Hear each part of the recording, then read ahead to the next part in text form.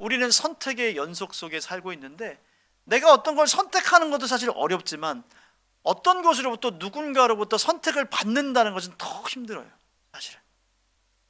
자, 그런데 오늘 주님께서 우리를 선택하셨다고 얘기하고 그 선택하신 자녀들을 축복해 주시는데 어떤 기준이 있는가를 살펴보면서 오늘 말씀의 은혜를 한번 나누기 원합니다. 자, 우리 요한복음 오늘 본문 15장 16절 말씀을 한번 먼저 보도록 하겠습니다. 요한복음 15장 16절 말씀 우리 다 같이 한번 읽겠습니다. 시작. 너희가 나를 택한 것이 아니요 내가 너희를 택하여 세웠나니 이는 너희로 가서 열매를 맺게 하고 또 너희 열매가 항상 있게 하여 내 이름으로 아버지께 무엇을 구하든지 다 받게 하려 함이라.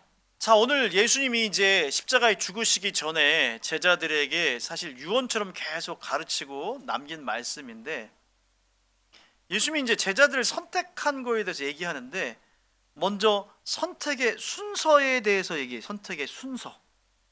자, 오늘 말씀 보니까 선택은 누가 먼저 하신 거예요? 제자들이 했어요? 예수님이 했어요? 예수님이 하신 거죠. 예수님이 제자들을 먼저 선택하셨습니다. 나보다 먼저 나를 사랑하시고 여러분을 나를 먼저 택하신 주님. 자, 우리 요한일서 말씀 한번 찾아볼까요? 우리 신약 성경 요한일서 4장 10절에서 11절까지입니다. 우리 요한일서 4장 10절에서 11절까지. 네, 뒤에 쪽에 있죠? 한번 페이지 수 얘기해 주세요. 네, 392쪽. 요한일서 4장 10절에서 11절. 자, 다 찾으셨어요? 요한일서 4장 10절부터 11절 다 같이 한번 읽습니다. 시작.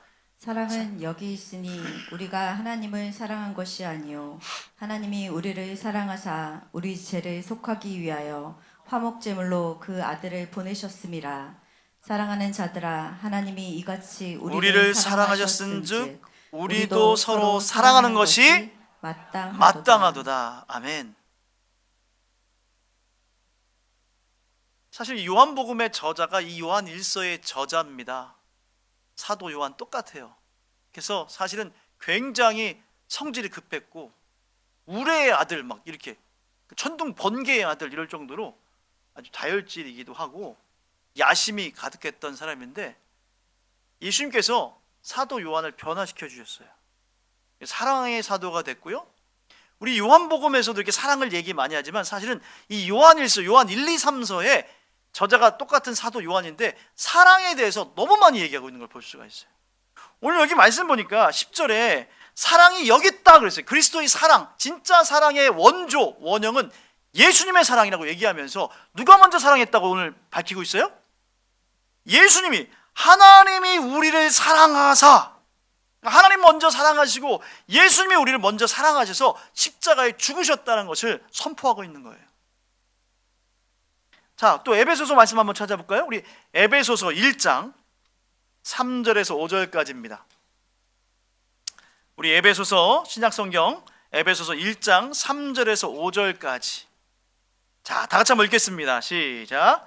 찬송하리로다. 하나님 곧 우리 주 예수 그리스도의 아버지께서 그리스도 안에서 하늘에 속한 모든 신령한 복을 우리에게 주시되 곧 창세전에 그리스도 안에서 우리를 택하사 우리로 사랑 안에서 그 앞에 거룩하고 흠이 없게 하시려고 그 기쁘신 뜻대로 우리를 예정하사 예수 그리스도로 말미암아 자기의 아들들이 되게 하셨으니. 할렐루야. 여러분, 아들만 그런 게 아니라 자기의 딸들이 되게 하신 거죠. 자, 근데 하나님께서 우리를 선택하신 시점이 언제예요? 오늘 말씀 4절에 보니까 곧 창세전이란 게 뭐예요? 이 세상이 시작하기 전부터, 이 지구가 만들어지기 전에, 우주가 조성되기 전에부터 여러분을 창세전부터 선택하신 줄 믿습니다. 그리고 5절 말씀 보니까 뭐라고 나와 있어요? 그의 기쁘신 뜻대로 우리를 예정하셨다. 이게 이제 장로교에서 말하고 있는 예정론인데, 예정론은 꼭 장로교에서만 얘기하는 게 아니라 성경이 얘기하고 있는 거예요.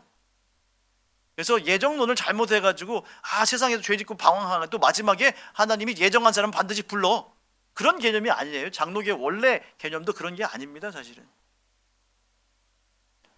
그 하나님의 경륜을 얘기하는 거예요. 그 예정론은 그 하나님이 우리를 얼마나 사랑하신지, 그리고 우리 한 인간을 그리스도의 피값으로 바꾸시고 사셨는데, 여러분을 향한 놀라운 계획과 목적을 가지고 여러분을 디자인하시고 이 땅에 탄생하게 한 줄 믿습니다.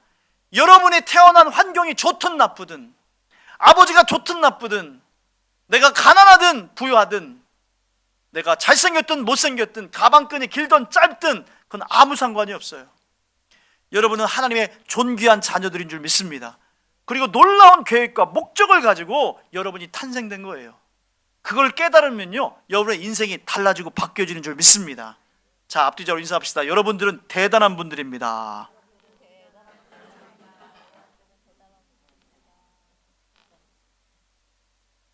목사님, 사기치지 마세요.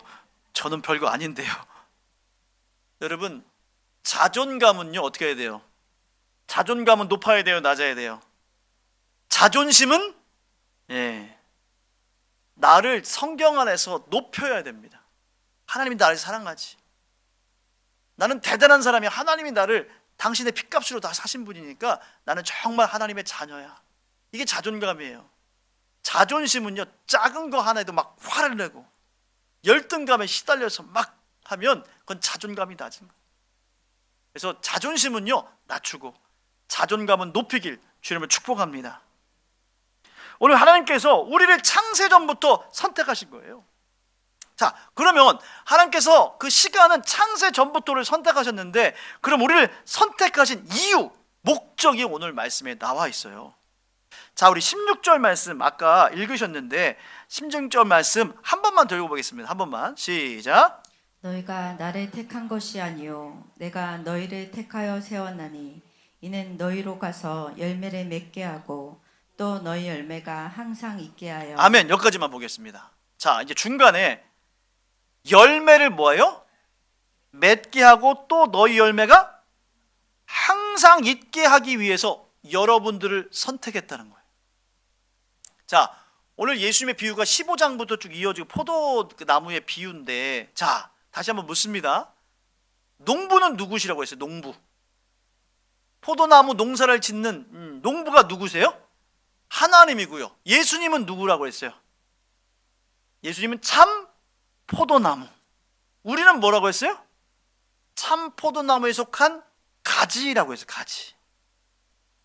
자, 오늘 하나님께서 우리를 창세전부터 디자인하고 여러분을 부르신 목적이 있는데, 오늘 말씀 보니까 뭐라고요? 열매를 맺게 하고 또 너희 열매가 항상 있게 한다. 하나님이 우리를요, 포도나무를 가지로 선택하시고 부르신 이유는 뭐냐면, 하나님은 농부가 되시고요, 하나님 입장에서는 농부가 농사 짓는 목적이 뭐예요? 벼농사 외쳐요? 열매 맺어서 뭐 하려고요? 본인도 먹기도 하고 그걸 가져다가 뭐예요? 팔아서 수익을 얻으려고 하는 거예요. 그래서 자식들 대학도 보내고 옷도 사주고 막 하려는 거 아니에요? 농사 그 여름에 떼양볕에 고생하면서 김 메고 열심히 씨앗을 뿌리고 가꾸는 이유는요, 수익을 얻고 수확을 얻으려고 하는 거예요. 그렇다면 우리도 주님의 가지고 열매 맺는 게 목적인데, 우리를 포도나무 가지로 부르신 목적은 뭐예요? 여러분들이 항상 열매를 맺고 항상 찾아보면 열매가 있도록 하기 위함이에요. 굉장히 중요한 거예요. 왜 예수님은 포도나무로 비유한다면 어디가 되신다고 했어요? 제가 지지난주에 뿌리와 큰 줄기가 되고, 우리는 뭐예요? 거기서 뻗어나오는 새로운 가지나 마찬가지예요. 열매는 어디에 맺힌다? 뿌리에 맺힌다? 아니에요. 큰 줄기에 맺힌다? 아니에요. 새순 세 가지에 나는 거예요. 그러므로 예수님은요, 사실 자신의 모든 좋은 것을 포기하고 뿌리 역할과 이 줄기 역할을 해서 계속해서 물과 계속해서 좋은 양분을 새로운 새순과 가지에 보내는 줄 믿습니다. 우리에게 보낸단 말이에요. 그래서 열매를 뭐예요? 맺게 하는 거예요. 자, 뒤집는다면, 그러면 열매 맺지 못하는 가지가 된다면 어떻게 되는 거예요? 문제가 생기는 거예요. 잘못하면요, 무화과 나무, 저주받은 무화과 나무처럼 될 수 있다는 거예요. 그래서 열매 맺는 것은 굉장히 중요하다, 안 중요하다? 굉장히 중요하다. 자, 우리 열매 맺는 착하고 충성된 종의 축복을 한번 잠깐 살펴보기 원하는데요. 자, 우리 오늘 본문 말씀 16절 끝에 부분 있죠? 아까 멈춘 부분 했죠? 항상 잊게 하여, 그 뒤에 부분 한번 읽어보겠습니다. 16절 끝에 부분, 내 이름으로부터 시작. 내 이름으로 아버지께 무엇을 구하든지 다 받게 하려 함이라. 자, 저는 이 말씀이 앞뒤가 좀 잘 안 맞아요. 자, 보세요. 16절을 자세히 보시면 너희가 나를 택한 것이 아니요 내가 너희를 택하여 세웠나니 이는 너희로 가서 열매를 맺게 하고 또 너희 열매가 항상 있게 함이다, 이러면 되는데 그 뒤에 또 붙여서 그 열매 맺는 것이 예수님께 기도하고 구하는 거에 100% 응답하고 연결됐다는 것을 알 수가 있어요. 뭐라고 나왔어요? 내 이름으로 아버지께 무엇을 구하든지 다 받게 하려 함이라. 자, 이 얘기는 뭐냐면 우리가 열매를 맺고요, 열매를 맺고 열매가 항상 있을 때 하나님께 기도하는 모든 것들이 뭐예요? 점점점 다 응답된다는 거예요. 여러분, 기도하는 것마다 다 응답되기 원하십니까? 주님의 말이 부분적으로 응답받는다고 해서 다 받는다고 그랬어요. 다 그럼 100%거든요. 주님의 말씀이니까 변함없으시잖아요. 근데 100% 응답받고 여러분이 축복받는 비결이 있는데 그 비결이 뭐라고 오늘 말하고 있는 거예요? 열매를 맺고 주님이 찾을 때 항상 열매가 있으면 구하는 대로 뭐예요? 다 받는다는 거예요. 할렐루야. 그래서 우리 성도들의 신앙생활에서 굉장히 중요한 게 뭐라는 거예요? 열매 맺는 신앙이에요. 열매 맺는 신앙. 우리는요, 축복받는 거를 열매 맺는 거로 착각합니다. 물론 그럴 수 있지만 꼭 그런 건 아니에요. 내가 하나님께 기도하면 사업이 잘 되고 자녀가 잘 되고 건강하고 이런 거를 꼭 열매라고 생각하는데 그렇지 않다는 거예요. 오늘 주님께서 말씀하시는 그 열매는요, 좀 더 다른 차원이에요. 바로 영적인 것이고요, 또 하나님이 기뻐하는 이 세상의 것이 아니라 정말로 하나님의 것으로 채워진 열매들을 말씀을 하는데, 자, 이거에 대한 말씀을 한번 좀 살펴볼게요. 자, 누가복음 19장 20절부터 27절까지 한번 읽어보겠습니다. 시작. 또 한 사람이 와서 이르되 주인이여 보소서, 당신의 한 문화가 여기 있나이다. 내가 수건으로 쌓아두었나이다. 이는 당신이 엄한 사람인 것을 내가 무서워함이라. 당신은 두지 않을 것을 취하고 심지 않은 것을 거두나이다. 주인이 이르되 악한 종아, 내가 내 말로 너를 심판하노니 너는 내가 두지 않은 것을 취하고 심지 않은 것을 거두는 엄한 사람인 줄로 알았느냐? 그러면 어찌하여 내 돈을 은행에 맡기지 아니하였느냐? 그리하였으면 내가 와서 그 이자와 함께 그 돈을 찾았으리라 하고 곁에 섰는 자들에게 이르되 그 한 문화를 빼앗아 10 문화 있는 자에게 주라 하니, 그들이 이르되 주여 그에게 이미 10 문화가 있나이다. 주인이 이르되 내가 너에게 말하노니 무릇 있는 자는 받겠고 없는 자는 그 있는 것도 빼앗기리라. 그리고 내가 왕됨을 원하지 아니하던 저 원수들을 이리로 끌어다가 내 앞에서 죽이라 하였느니라. 분위기가 좀 약간 무섭죠? 자, 이 비유가 문화의 비유예요. 문화. 이게 이제 말하자면 돈에 대한 어떤 그 단위인데, 자, 이게 어떤 비유랑 좀 비슷해요? 유명한, 지난주 얘기한 것 같은데 제가 지난주에 어떤 비유? 달란트 비유랑 비슷하잖아요. 달란트는 얼마씩 받았어요? 5개, 2개, 1개. 비슷해요. 실피 이를 갈며 이렇게 그런 부분도 비슷한데, 오늘 말씀은 조금 약간 다른 부분이 있는데 똑같아요. 한 문화를 받은 사람이 한 달란트 받은 사람과 똑같이 어떻게 했어요? 그것을 열심히 남기기 위해서 일을 했어요, 안 했어요? 안 했어요. 오늘 중요한 게 뭐냐면 21절 보세요. 21절. 21절 보니까 이는 당신이 뭐한 사람이에요? 하나님을 상징하고 예수님을 상징하죠. 그걸 맡긴. 그러니까 하나님은 무서운 분, 엄한 사람 이렇게 얘기하고 있는 거예요. 그래서 내가 무서워서 그 돈을 가지고 그냥 묻어두고 장사하지 않고 그냥 놔뒀다는 거예요. 그래서 주님께서 그렇게 얘기한 이 종에게 뭐라고 얘기했어요? 네가 말한 말로 너를 심판할 텐데 너는 내가 거두지 않은 것을 취하고 심지 않은 것을 거두는 엄한 사람으로 알았느냐? 너 하나님을 인식 잘못했다. 이렇게 얘기하는 거예요. 그 표준 세번역에 보니까 재밌게 번역했어요. 주님은 야무진 분이라고 했어요. 야무진 분이라서 이렇게 야무진 분. 영어로 보니까 hard man 그랬어요. 아주 그냥 완고하고 딱딱한 분 이렇게 됐어요. 옛날에 아이스크림을 뭐라고 했어요? 어르신들 하드 먹자 하드. 이빨 맨 처음에 딱딱한 얼음을 씹으면 돼요 안 돼요? 야무져 아주 그냥 딱딱해. 하나님이 그런 분이라고 착각을 해서 나 무서워서 그냥 하나님이 달란트 주고 문화를 줬지만 저는 차라리 가만히 놔둬 드리겠습니다 이런 거예요. 하나님이 창세전부터 여러분을 계획하시고 놀랍게 쓰기 위해서 준비했는데 여러분의 불신과 여러분의 게으름과 하나님에 대한 잘못된 신앙으로요 열심히 노력하지 않는 거예요. 열매를 남기지 않는 거예요. 그리고 하나님 원망하고 핑계대는 사람을 가지고서 오늘 하나님이 책망하는 거예요. 여러분은 언제부터 계획해서 하나님이 준비하셨다고요? 창세전부터요. 예정하시고. 그래서 여러분들 멋지게 쓰시려고 하는데 사탄이 죄악이 여러분을 그렇게 하나님을 나쁜 사람으로 보게 나쁜 분으로 판단하게 하는 거예요. 그리고 믿음을 자꾸 축소시켜서 하나님께 집중하지 못하게 하고 인색하게 만드는 것입니다. 일하지 않게 만드는 거예요. 저는 이 교훈을 보면서 그런 생각이 떠올랐어요. 오늘 보니까 열문화 받은 사람이 있고 사전문화 받은 사람이 있고 또 한문화 받은 사람이 있는데 한문화 받은 사람이 이렇게 하니까 하나님께서 화가 나서 어떻게 했어요? 그 한문화 받은 거를 뺏어서 누구한테 줬어요? 열문화 가진 사람한테 줘버렸어요.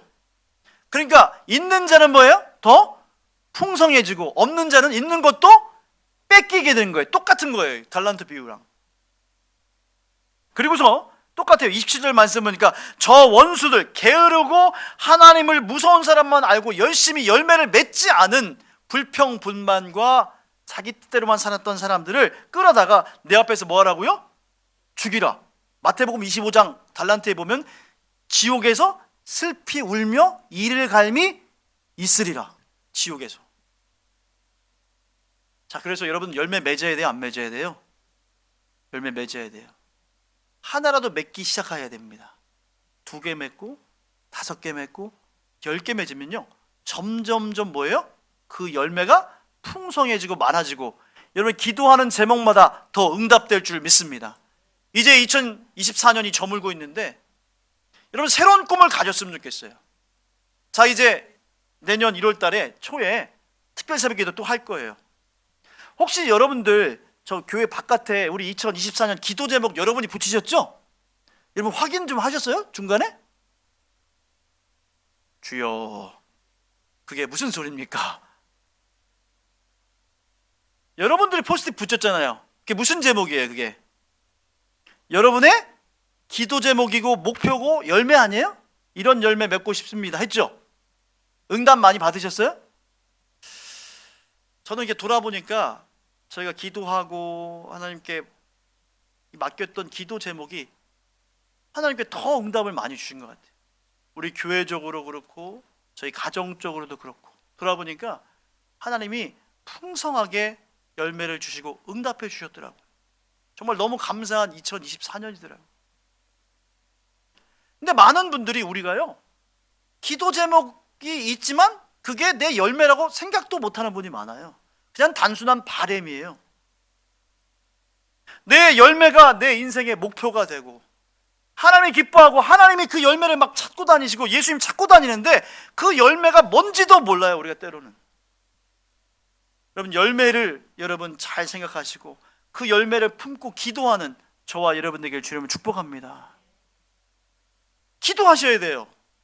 그리고 열매가 뭔지 하나님께 잘 모르겠으면 하나님 저에게 열매를 알려주시옵소서. 기도해야 돼요. 그리고 그 열매를 1년 동안 열심히 여러분 2025년 지금부터 기도하시고요. 하나님께서 2025년 나에게 어떤 열매를 주실까, 어떤 열매를 맺기를 원하시는가를 세우시는 저와 여러분에게 주님을 축복합니다. 여러분 1년이 지나고 나니까 어떻게 돼요? 금방 지나가서 뭐 한 게 있는 것 같아요. 야, 별로 한 것도 없는 것 같은데 1년이 어떻게 지나갔지?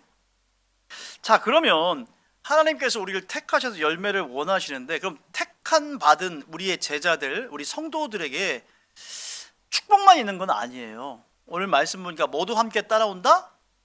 고난도 함께 따라온다. 예수님이 받은 고난이 제자들에게도 믿는 성도들에게도 따라온다. 그러나 두려워하지 말고 나가라는 말씀 아니에요? 여러분, 바로 예수 믿는 사람들을 세상 사람들이 그리고 마귀가 우리를 시험에 들게 하고 핍박하는 거죠. 핍박.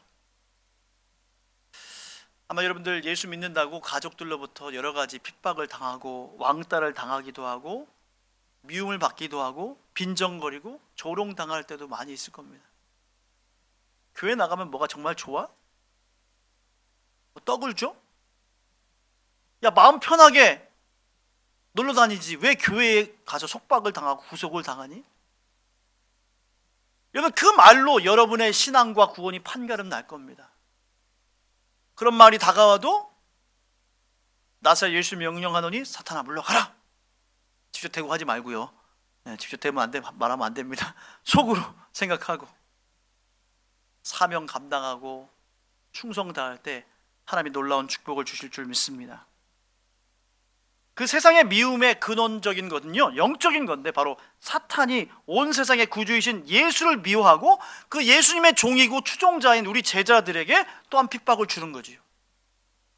그리고 세상 사람들이 그렇게 핍박하는 이유는 뭐냐면 21절에 나와 있듯이 나를 보내신 이 곧 하나님도 미워하기 때문에 동시에 예수님도 미워하고 그 제자들인 우리도 미워하게 만드는 거예요. 그 뒤에서 그 미움을 주는 그 장본인이 누군 거예요? 바로 마귀가 있는 것입니다. 그래서 영적인 분별력을 가져야 해요. 그러나 우리는 이 싸움에서 능히 뭐예요? 이길 줄 믿습니다. 자, 우리 마지막으로 우리 요한복음 15장 22절부터 24절까지만 말씀을 볼까요?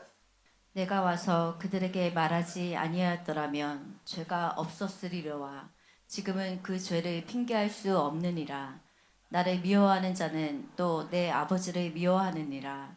내가 아무도 못한 일을 그들 중에서 하지 아니하였더라면 그들에게 죄가 없었으리려니와 지금은 그들이 나와 내 아버지를 보았고 또 미워하였도다. 자, 이 말씀이 뭐냐면 이제 예수님이 오심으로 우리의 의와 심판이 드러났다 안 드러났다?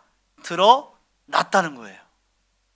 오늘 예수님께서 뭐라고 얘기하셨냐면 예수님이 이제 확실히 왔기 때문에 핑계될 수 있다 없다?